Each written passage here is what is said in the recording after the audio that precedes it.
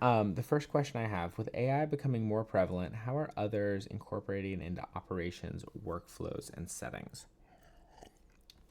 So, this is a great question because you specifically see how are others incorporating into operations, workflows, and settings, not how are people using it.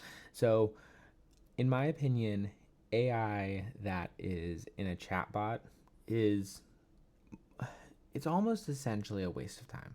Um, if you are chatting with your AI, you're not leveraging it to its fullest potential.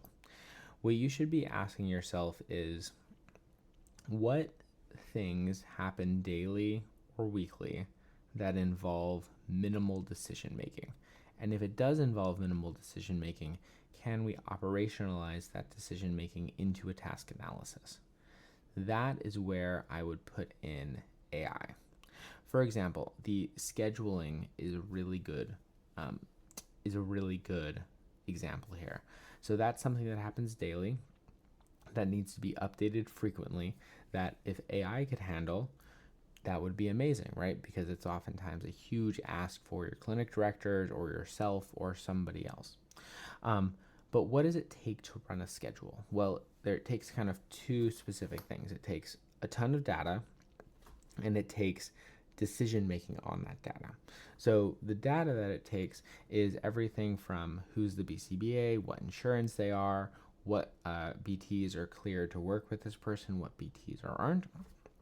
And then on the decision making, it essentially takes a flowchart of could this person go here? If this match, then could this person go here? Does this match? Could this person go here? Does this match? And you can tell as you start to operationalize what a schedule really takes, then you start to realize that if you have enough data and if you have the right system, you're probably good to go.